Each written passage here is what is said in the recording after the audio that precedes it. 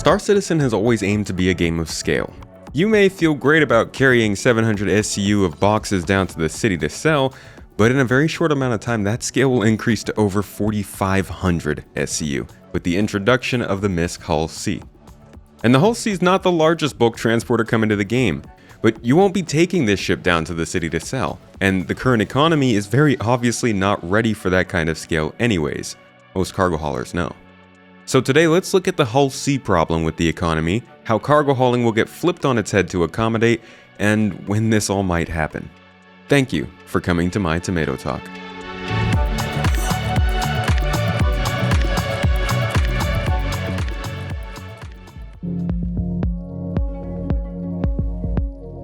The Hull C is actually one of those ships that has been ready for years in terms of design, but the engineering that needed to go into making the ship actually work meant it couldn't launch in 2017 or 2018 back when we were seeing it in engine. As is tradition with the Hull series, this ship features huge collapsing spindles that carry your cargo boxes. These spindles required a huge amount of engineering wizardry to get the physics grid that hold the boxes to move together and not intersect one another. The dev who worked on this spent 3 years planning, collaborating, and working on the ship just to get this functionality. This sort of unnecessary detail is part of why I like the game so much, but it can definitely be annoying to some. That's not to mention the translating walkway that follows the path of the ship leading to the engineering segment. It's all been a huge undertaking to get working smoothly in a game with an unfinished engine and physics system. Apparently, this work has helped with figuring out modular systems as well. So, we love those knock-on effects. And while we've seen this same transforming functionality work with the Hull A, this ship carries an absolutely unreasonable amount of cargo that needs to be stored in larger 32 SCU boxes, which we still don't have.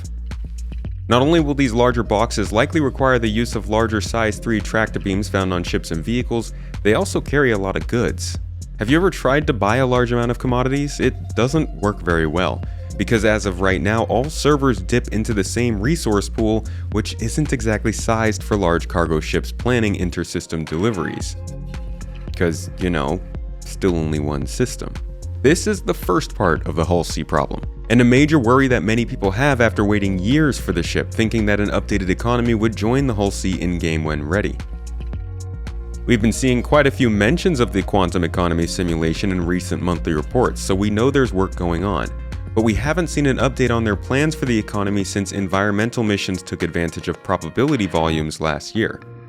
Before that, refuel, rearm, and repair services were linked into dynamic pricing structures, though you've probably not noticed. And while we were told there would be subsequent updates to Quantum in every patch following that, they haven't been pointed out to us. So with so little discussion surrounding the actual economy in the lead up to this change to cargo hauling, players are feeling unsure. And with a recent Inside Star Citizen episode not being incredibly clear on what might happen to support the Hull C, this part of the problem still threatens to make the arrival of the Hull C less than expected. Then there's the other side of the issue. Due to the size of the ship when delivering cargo, it won't be able to land at outposts and cities on planets to offload that cargo. But this actually isn't a problem, it's more of an acknowledgement of the game's design. As we progress, the idea of transporting goods will be split up into separate categories. You'll have some ships, like the Hull C, D, and E, transporting goods from one space station or one star system to another. And you'll have other ships like the Hull A and B, Caterpillars, and Starlifters to then distribute goods from these large cargo stations down to planetary outposts, cities, and underground facilities that they've been building in the meantime. This is based on the idea of economic nodes in the economy that persist on all planetary bodies and both produce and consume various goods and commodities. These can be factories, refineries, mining facilities, shops, points of interest, or space stations. The players who want to run long-distance trucking expeditions with combat escorts and long waits in quantum travel are not the same as the small-scale package deliveries and resupplies who want more atmospheric flight and diverse locations to visit. And Star Citizen is going to need to focus on creating the missions and economic draws that encourage this melding of cargo hauling gameplay, if not force it through economic means. Since we've yet to see how cargo hauling might change anytime soon, this is another point that leaves the community in a bit of mystery. This model's been talked about, it makes sense, and it seems to be how things are being set up. but CIG has still not made any major comments about how this will come to be or whether the Hull C will be part of this change when it is added to the game. But the change will be big. The Hull C hints at an economic shift coming to the game, which in turn will change how missions need to work as well. Right now, cargo is only traded, not hauled. But in the future, these factions, locations, and even hopefully other players will need to be able to assign temporary ownership and responsibility to another player through missions or beacons to even allow players to learn how to use this cargo hauling system. Because you shouldn't have to go and spend all of that money to buy the cargo, you should just be able to haul it around like it's your job. And where would these jobs be coming from?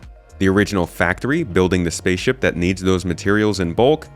Or the space station in orbit that has to see the Hull C in the first place, which can then assign missions to ship the goods back down. These are all the kind of complications that need to be worked out on the cargo and economic side for a ship like the Hull C to work correctly. And this may be the Hull C problem, but the larger Hull series ships can't land on planets loaded up either. And with ship wear and tear and control surfaces aiming to change the consequences of atmospheric flight, many other ship pilots also might not find it worth the trouble. With this big ship getting closer and closer, finally untethered by technical issues, the need for a proper update to the economy has become very clear. With no confirmation so far of what might happen when this ship launches, we may be looking at a deflated launch for one of the most anticipated ships in the game. But there are some things we can be fairly sure are coming with the Hull C. Let me show you what will be included with the ship in Alpha 3.20 and what we're still hoping will be.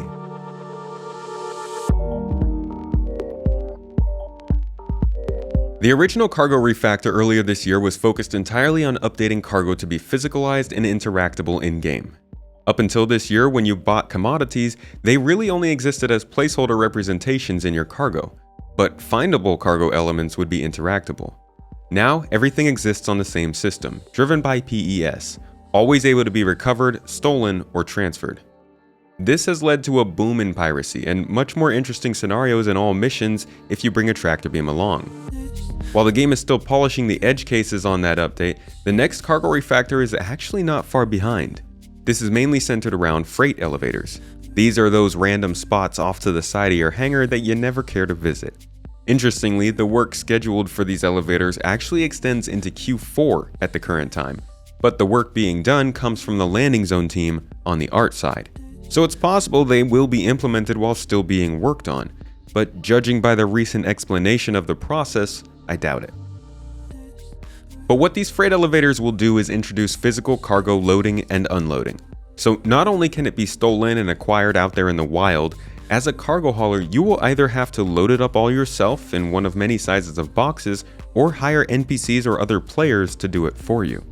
This will factor into the expenses in both time and money when taking part in this profession, and you'll be able to spend more of one or the other depending on your priorities.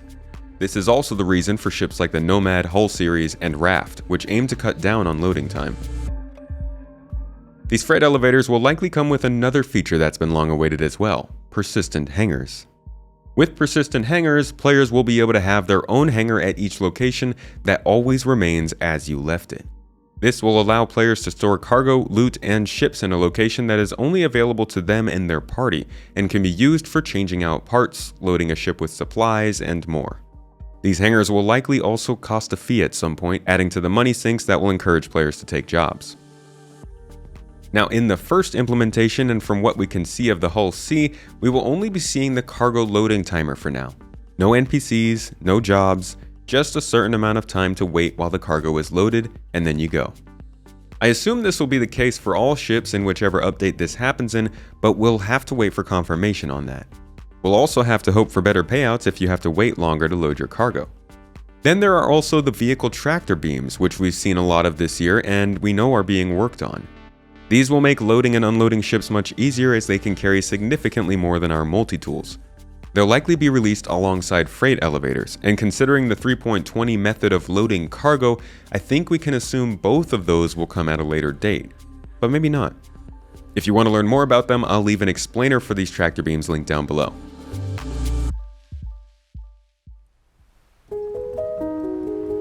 Ultimately, the Hull C is going to be a test of CIG's philosophy of releasing a ship only when its gameplay can support it.